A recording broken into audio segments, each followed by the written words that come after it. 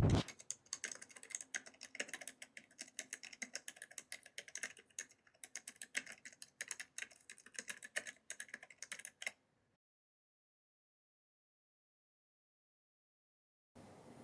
hi there.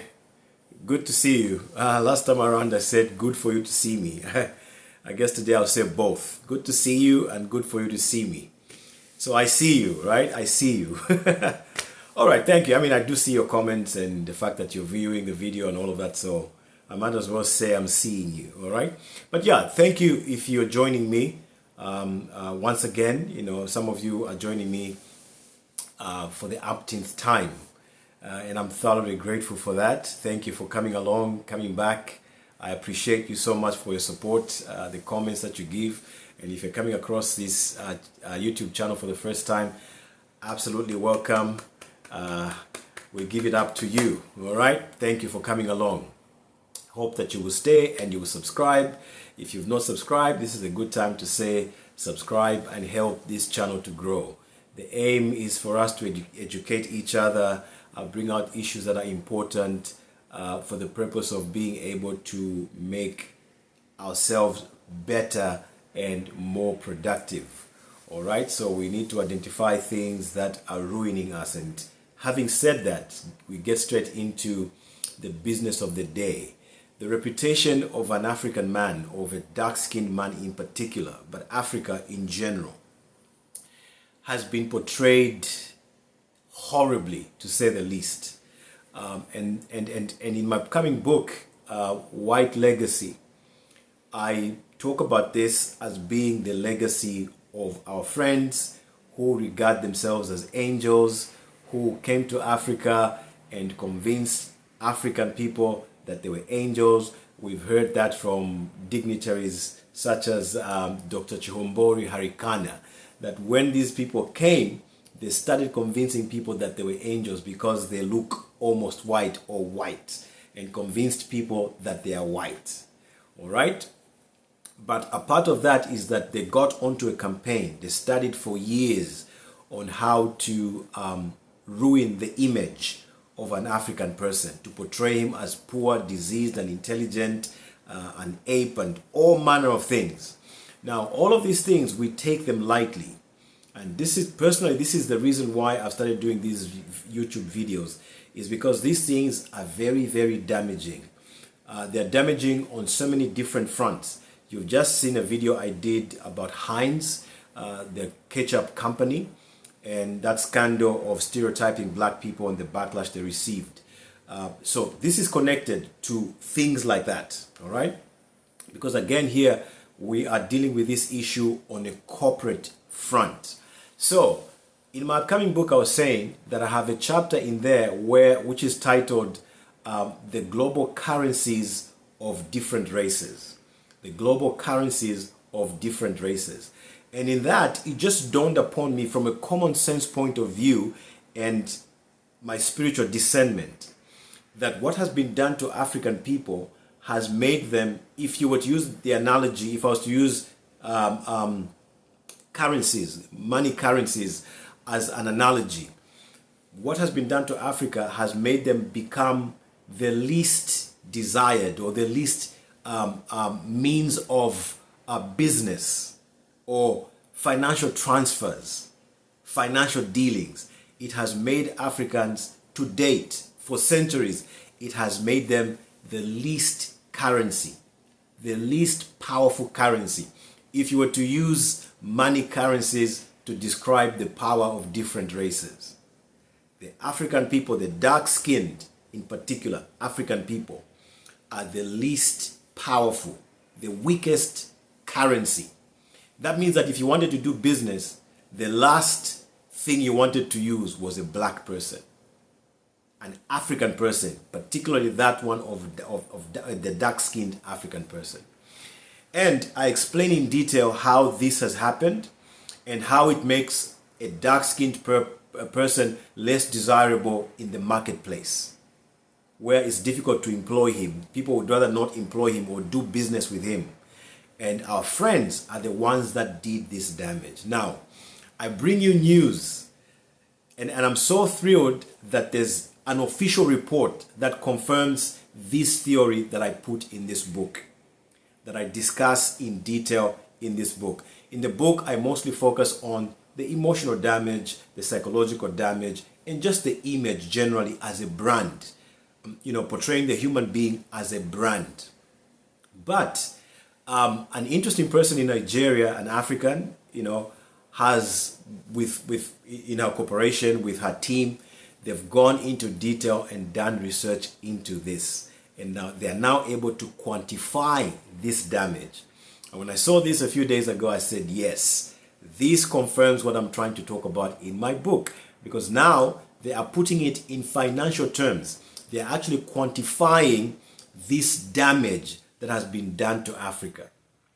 And an official report that has gone out by different media streams actually confirms that Africa loses $4.2 billion a year because of this stereotyping, because of how Western international media outlets portray Africa as a place of disease, place of bad leadership, and all manner of just bad things. And what that tells me, it confirms what I've been thinking in the last few years, that the cost of this damage that has been done to Africa through slavery. And again, when we talk about slavery, we can go back into the archives and talk about, one of the leaders I love on the global stage is Mia Mottley, the PM or Prime Minister of Barbados, who has been very vocal on the subject of reparations. And she spoke to a London audience in December 2023, where she echoed the words of King Charles, who at some point acknowledged that the world now needs to reckon with this bad history and how it has affected life in Africa and continues to affect the African people. Just the damage that it has done generally. And I'm so glad that Mia Mottley has also quantified the damage in terms of demanding reparations. She came out with actual figures. And I believe it was $4.1 billion, thereabout. That's the figure that she quoted, that Britain owes Barbados. So, for me, this thrills me because this damage now needs to be quoted in figures. But back to the major issue today that I'm presenting in terms of how this image damage continues to cost the continent and its people billions of dollars, which means that the cost of this damage to Africa keeps rising. So the more that our friends in the West keep delaying paying reparations or making up for this, it means that the cost that they have to pay for it in the future keeps rising. On the other hand, the damage to Africa keeps rising in terms of costs. All right? So this is a very, very thrilling story. And I believe that when you go online and do your own research, you will find quite a lot of resources that confirm how much damage the portrayal of Africa as a place of disease, a place of wasting, and all manner of negative things, bad leadership, crisis and conflict. And it's very interesting because when you look at, for example, conflict, the conflicts in Africa, I don't know any conflict in Africa that has not been caused by the West. So they come to Africa and instigate conflict, stir up conflicts, and then arm different groups of people to fight each other. And then they take all this conflict on their social media platforms and keep reporting about it to portray Africa as a bad place. And in effect, and I've shared some of these things with some of my friends in the US of different races, because a lot of them are afraid to go to Africa because of what the news they see about Africa. They're afraid they'll go and catch diseases in Africa. They're afraid somebody will kill them or shoot them in Africa. They're afraid of all manner of things. And so that also takes away investment from Africa. Now, this is deliberate. These guys report this way about Africa to keep away investment. And one of the things I've told people in America is that the reason they don't want you to know that Africa is a paradise is because they don't want you to go there and do business. They don't want you to go there and prosper. They make money from Africa. But when they give you stories or report bad stories about Africa to keep you from going there. So they do all this negative reporting and stereotyping of Africa and Africans and black people for several reasons. One is to keep Africa poor. Two is to keep people out of Africa, people that would love to invest in Africa or do business with Africa, which would uplift the lifestyle of Africa. They want to keep that away. Now, an interesting thing I found that Mosi-O-Tunya said is the fact that the scale of these figures underscores the urgent need to challenge these negative stereotypes about Africa. And this is where you and I come in. This is part of the reason why I do this. Because there's an urgent need to challenge these negative stereotypes. Now, here's something interesting as I say that. You know, the West is very interesting. These people, they're always portraying Africa as this rural place, stinking, filthy. And to do that, they're the ones that create those same problems. So they can have evidence to prove that Africa is this dump. And yet they're the ones that create the problems. And also, remember, they created some of these problems by stealing. We know there are skulls in Europe of our ancestors that they stole. We know there are minerals. Recently I found out even the gold in Dubai comes from Africa. So all these people have taken so much, they've plundered Africa, created problems, crises everywhere, killed leaders, and then to install bad leaders. And then they take those same bad leaders, put them on news to portray Africa as a place that produces no good leaders. The same people. Can you imagine how wicked? They don't do anything straightforward. They've made billions for their corporations. They've built huge corporations that are now even able to go to the moon from doing this kind of wickedness and evil. They can't compete when the playing field is level. It's always using dirty tricks. So I was saying, the interesting thing is, African people, they don't show the bad places in America or bad places in England. There are people in England. I mean, I did a video actually in few months ago where I was showing homeless people next to the White House. You don't see media in Africa coming there to show all these things to portray Africa as a dump. They don't do it. Why? Because they're not wicked. They're not evil. They just want to do things straight. But our friends, no. No, they're incapable of doing that. So, as Moki said, it raises the urgent need for us to challenge these stereotypes, this bad narrative that they've coined about Africa. And incidentally, this is another chapter I have in my upcoming book, White Legacy, where they portray Africa as poor. Again, it's to damage the reputation of the continent and its people, so that wherever they are seen in a bad light. It's so sad. But what Moki says there is something all of us, particularly those of us who are Africans, regardless of what you look like, should take very seriously. We need collectively to challenge these stereotypes. Just like people did on social media with the last video that I did where we're showing Heinz and how they apologized. And this needs to ramp up. It needs to ramp up. We need to do much, much, much more. And I'm glad that there's people like Mosi-O-Tunya and many other people across Africa who are now beginning to highlight this problem. Imagine the money that this costs Africa. This damage of reputation. For no reason. And for reasons of these same people who report these things. They're the ones that come to Africa to cause all these problems. They've been everywhere, causing diseases, economic problems.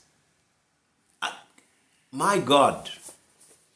So, if there's anything you should take away from this, my presentation today, is the fact that everything they say about you as an African, as a black person, because they call you black, which you are not, is designed to make you unproductive.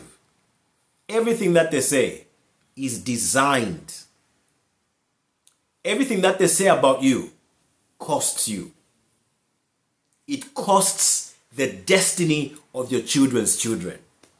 Those of you who are Bible-believing believers, the Bible says a good man leaves an inheritance for his children's children. Everything that they do against you is costing not only you, it's costing your children their destiny. It's causing your children's children their destiny. So you and I have to wake up. We have to do something. For some of you, the least you can do is support a forum like this one, a program like this, or a channel like this. That's the least you can do. You have to be able to do something. And this is why I've been advocating for every one of us to become an activist of social justice. And racial issues are a part of social justice. We have to become advocates. Moki has said there, this highlights the urgent need to challenge these stereotypes about Africa. That's activism. That's activism. All of us have to become activists, which is why when I come here, we talk about racial issues. Everything is related. Everything fits into one shoe. Everything is related. They have used racism for this same effect. And so everything that we talk about here is not a waste of time. It's giving us an understanding of how these people are operating against us. It's giving us an understanding of the weapons that they have formed against you. You've been told no weapon formed against you shall prosper. They've been prospering. They've been forming weapons against you and prospering. Why? Because you really don't know what your problem is. You don't know who your enemy is. You don't. You think it's the devil. It's not the devil. It's not the devil. And these people are always fashioning weapons. This attack of your image, the malicious damage that they've done to your image as an African and your continent, is a weapon formed against you. They keep forming weapons against you. And you have to find a way to get out of it. You have to challenge, just as Moki said. There's an urgent need to challenge. Open your mouth and speak. When you hear of racial issues, racial discrimination, I showed you a video where in Zambia, there was a post put up, no blacks allowed here. There should be more of a reaction than ever before. Every single person should be rising up. This is not going to happen in this land. But a lot of us, we don't see the impact of this on even your own children. We just sit at home watching TV, watching Manchester United, Liverpool, and doing nothing about these issues. And you don't see that this is selling the future of your children's children. You don't have to wait until it is you that has been mistreated in a shopping mall, in a shop, or in a restaurant. All of these things affect you, whether you know it or not. And this report proves it. It's costing Africa. It's costing you. It's costing you opportunities for business, opportunities for entrepreneurship, opportunities for productivity. It's costing you. Whether you know it or not, whether you ignore it or not, you can ignore racial issues as much as you want, but it affects you directly. So, I'll see you on the next one, and we'll keep talking about this. In the meantime, they hear Africa, that's all they think. Those are the images they see. Say, this next comedian is from Africa. And people think a guy in leopard skin will come running on the stage.